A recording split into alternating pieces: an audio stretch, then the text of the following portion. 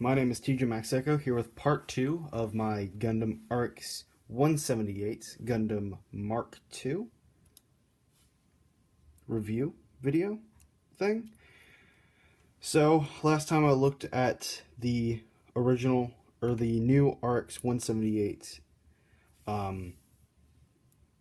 kit, the Revive, and now I wanted to compare it to the Gundam RX-78 2 and the original Gundam Mark II from 2002.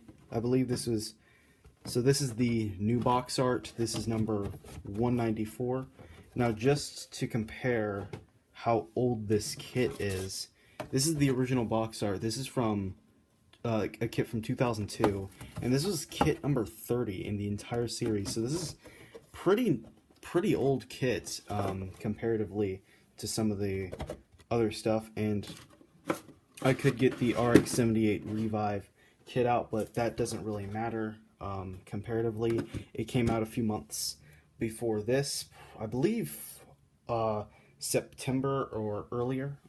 Not 100% sure on when that came out. Pretty sure it came out after August, though, but again, not 100% sure.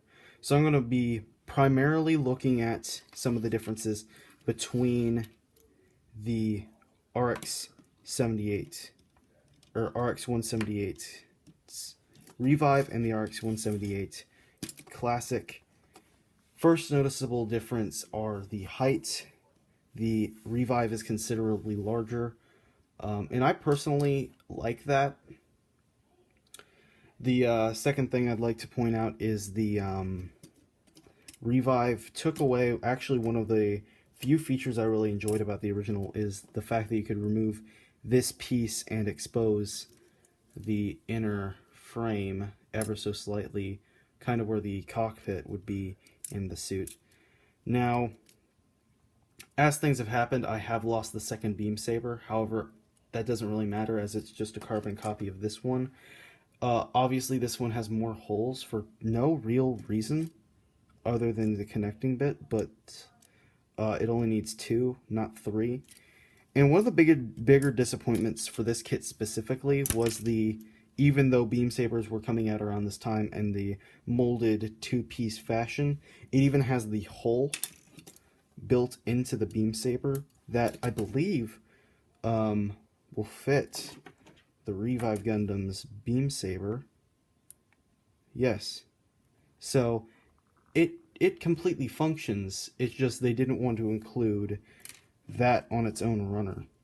It feels like that's the truth. Even the original RX-78, which I believe is kit 121 or 21, has that. So a kit that came out before this has that kind of feature.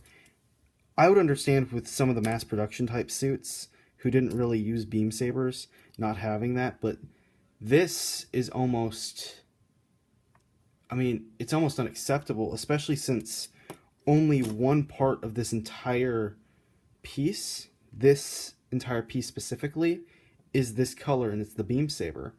The hand and the beam itself are completely separate colors, and that was literally the biggest disappointment in this kit for me. It has a lot of nice things going.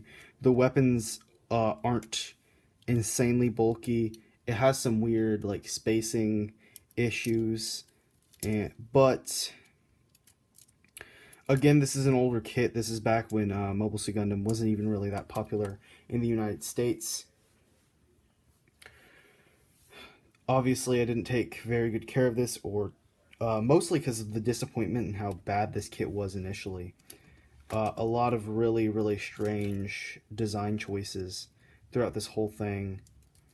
However, it's not the worst kit that we've gotten from Gundam, and I have to say, I probably treated it a lot worse than I should have, simply because I loved the suit so much and I was disappointed in it.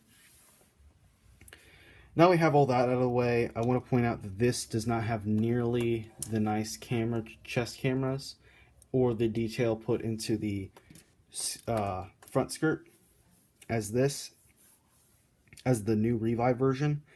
So the Revive has made significant improvements on this. For instance, this is a 2-joint system now, so it can completely fold in, whereas this can only fold about a little over 90 degrees, giving this kit much more articulation. This again is a classic double joint, however, this is a double joint with much more. This is a triple joint, which is becoming more and more popular nowadays with this grooved seam piece and pieces on the inside of the leg already having that double jointed feature, which makes this movement almost double that of the original kit. This also suffers from what those original kits had of the actual joint piece not having a whole lot of articulation, whereas this is a separate piece. You can turn it 360 degrees depending on where it's positioned. So, with that being said, the last thing I want to compare is the connection pieces. The equipment is just the from the original RX-178 is just the standard older typing of all these guns. It does have one of the beam rifles or the beam cannons that was able to do this, but most of it's pretty decent for the time. The last thing I want to show off is the connectability of some of these newer kits. The fact that I'm able to do this is amazing, and it just shows how impressive these kits have come. You wouldn't have been able to do something like that 20 years ago when Gunpla was first starting to become relevant around the world. Not quite 20 years ago, but approaching that, pretty close for some of the earlier kits.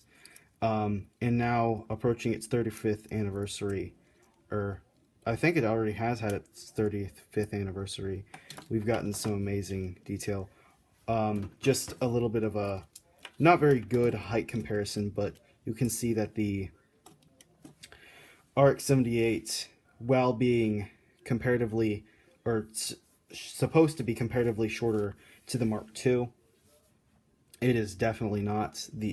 Comparing the classic to the new, I have not compared the classic to the classic, simply because I'd have to find one of the nicer versions that I have.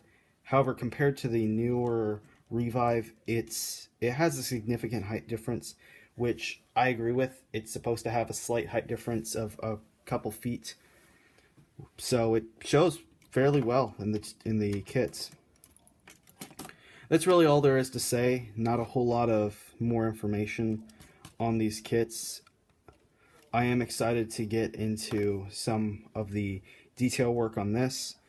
This was sorely lacking in details, as you can see all over. It has a fairly disappointing amount of details, and would have probably been better to buy the original action figure compared to the original kit.